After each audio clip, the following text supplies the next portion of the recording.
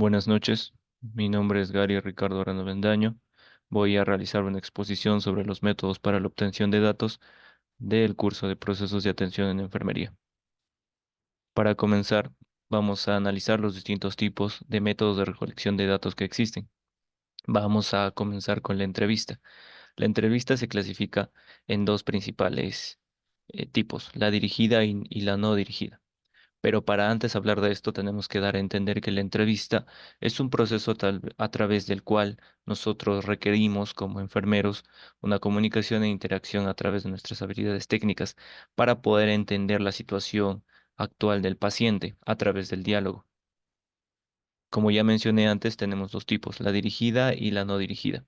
En la entrevista dirigida, la estructura que tenemos ya viene prehecha. Nosotros simplemente realizamos las preguntas al paciente de una ficha que ya contiene unas preguntas preestablecidas. En cambio, en la no dirigida, fluimos un poco más con el paciente y con las necesidades y los problemas que está surcando en ese momento, en el de su hospitalización o ingreso a UCI, etcétera.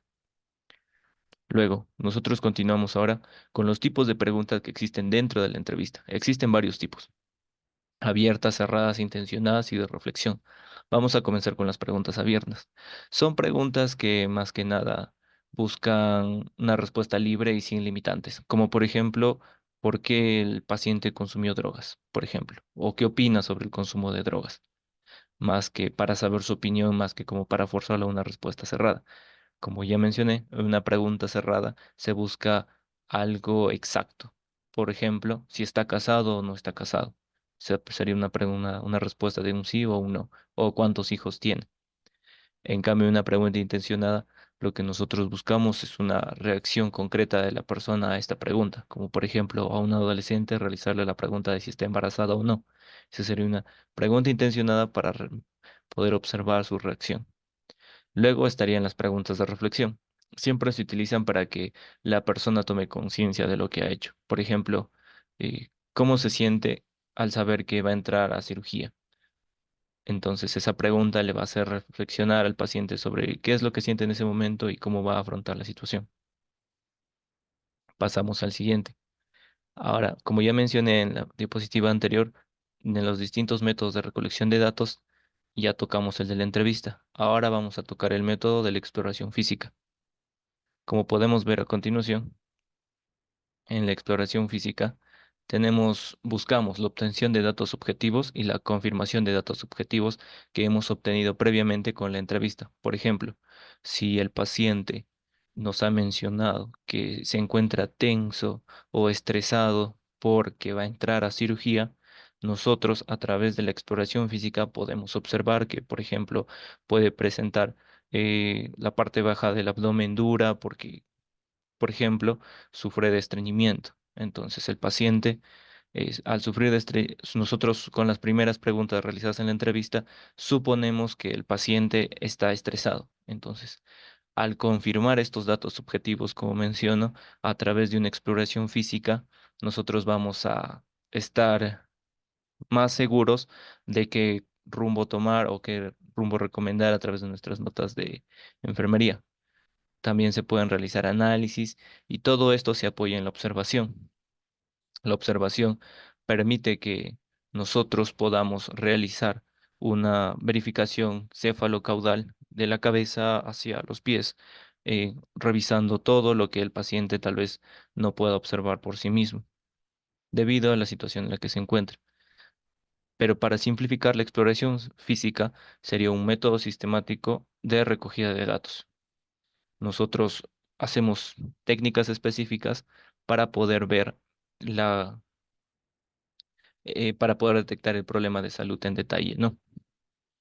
La exploración física tiene diferentes partes y se usan diferentes técnicas e instrumentos para la obtención de datos durante la exploración física. Una de estas técnicas durante el examen físico sería la inspección a través de un examen visual, como ya mencioné antes, de alguna anormalidad, algún golpe, algún hematoma. Ponemos al paciente en alguna posición anatómica y observamos que tiene algún hematoma en la espalda, algo que el paciente no pudo haber percibido en un primer momento. Luego pasamos a la palpación. La palpación es una técnica mediante el cual a través del tacto nosotros verificamos ciertas estructuras de la piel. Por ejemplo, podemos verificar si tiene alguna dolencia, si alguna zona que ha sido golpeada se encuentra inflamada. A pesar de que está a simple vista, podemos tocar la temperatura, tal vez una herida.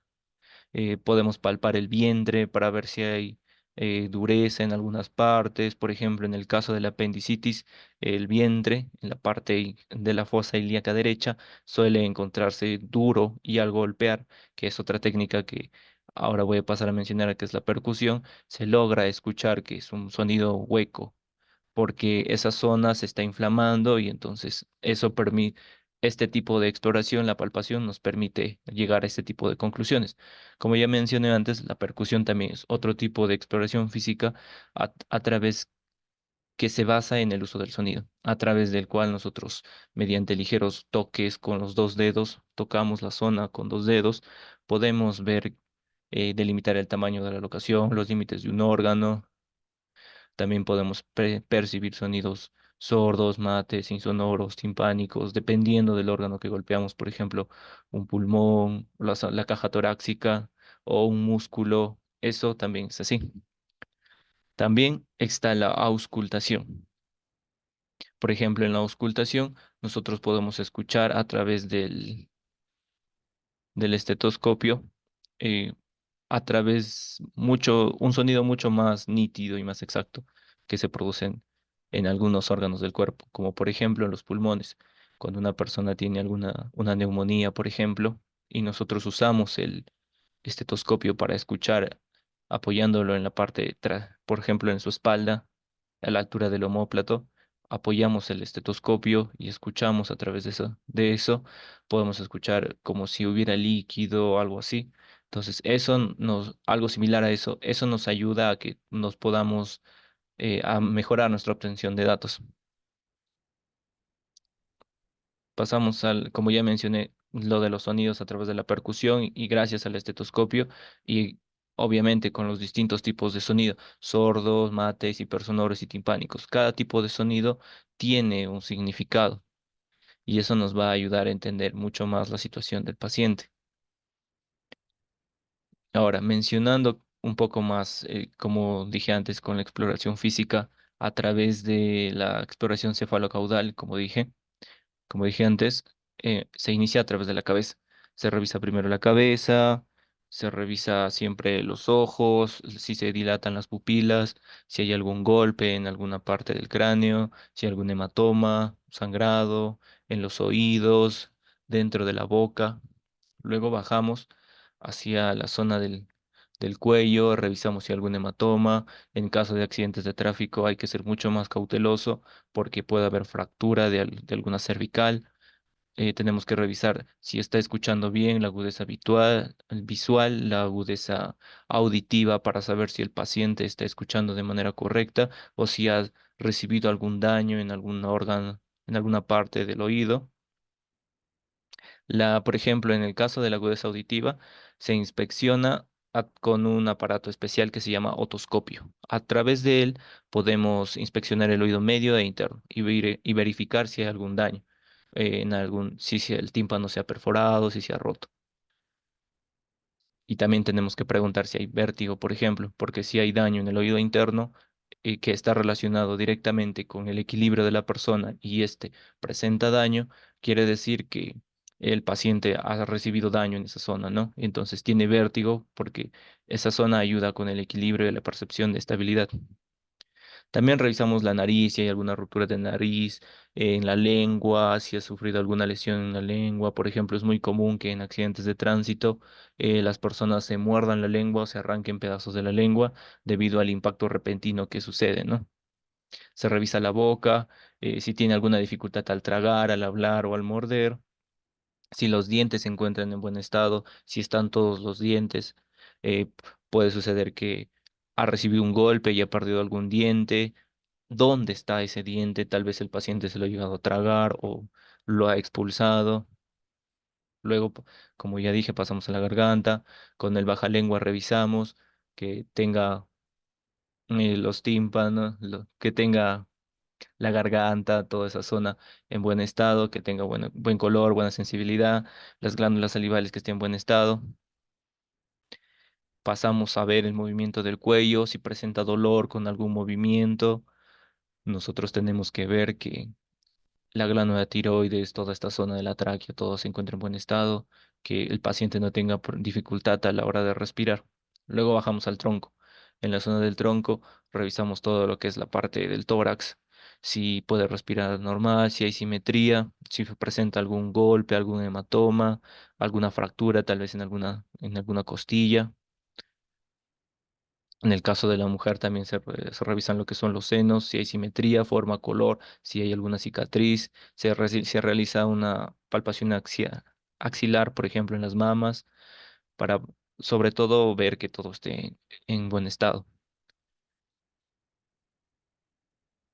Con el fonendoscopio también, como ya mencioné antes, se puede percibir el sonido de los pulmones, también del corazón, el ritmo cardíaco, y la presión arterial, toda esa cantidad, esa sumatoria de datos nos va a ayudar eh, a tener una idea de la situación del paciente. Se revisan los pulmones, si no hay algún sonido raro, si está respirando correctamente, se puede verificar la saturación del paciente, si está absorbiendo la suficiente cantidad de oxígeno. Se verifica la zona del abdomen en las 9 regiones topográficas.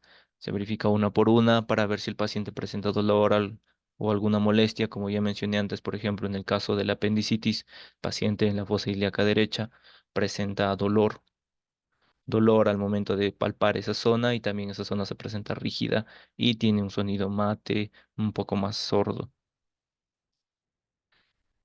También luego bajamos a lo que son la espalda, la parte de la espalda, también cuando revisamos la zona media del cuerpo, todo lo que es el abdomen, la espalda, también tenemos que revisar la zona de los lumbares, si el paciente sufre de vómitos, si tiene algún dolor en esa zona, por ejemplo, si ha sufrido una caída, puede haber alguna fractura o una fractura a consecuencia de dicha caída. Luego pasamos a la zona de los genitales, tanto femeninos como masculinos. En esta zona nosotros revisamos que no se presente ninguna ETS, alguna, algún nódulo, alguna úlcera, una masa fuera de lugar, si hay sensibilidad a la hora de palpar, si podemos presenciar dolor o hay algún dolor o olor y también un color que no es propicio de esa zona, si hay incontinencia urinaria, todo eso podemos verlo cuando se realice ese examen. Es diferente, obviamente, tanto en el varón como en la dama. Por ejemplo, en la dama se tiene que revisar toda la zona de la vulva, toda esa zona. En cambio, en el varón se retrae para poder verificar que todo esté bien en caso de los testículos, si puede haber alguna torsión testicular, etcétera. Y revisamos también la parte de las piernas, si hay algún hematoma, posible fractura, alguna lesión en la rodilla, en los pies, en los talones. Verificamos que haya un correcto movimiento, ponemos al paciente lo ponemos de pie y hacemos que realice algún movimiento. Nosotros, si el paciente presenta alguna molestia, nosotros le ayudamos y mientras él nos indique el dolor y a la vez conversamos cómo es que ha llegado a ese punto. También revisamos lo que es la zona de los glúteos, la zona del ano, para poder saber si el paciente presenta hemorroides o alguna otra molestia con esa zona o si hay sangrado en posibles casos de violación, por ejemplo, que llegan a los centros de salud. Y también revisamos, obviamente, simetrías, bultos extraños, mediante la palpación, si hay cicatrices, hematomas, inflamación, si el paciente tal vez tiene alguna prótesis o presenta ulceraciones o presenta tal vez erupciones.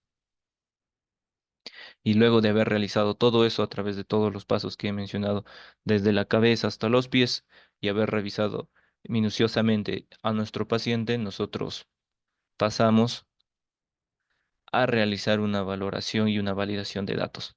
Valoramos la eficacia de las intervenciones que hemos hecho, tomamos nuestras notas de enfermería, establecemos una base de datos del paciente con nuestro registro de datos para saber de forma objetiva de qué es lo que está padeciendo el paciente y poder pasarlo a hospitalización o rellenar las plantillas que deberían, ¿no? y poder inferir si el paciente va a ir a hospitalización o simplemente es algún golpe, alguna molestia o necesita ser atendido por algún especialista. Y eso sería todo con respecto a la recolección y la importancia de los datos de la enfermería. Gracias por su atención.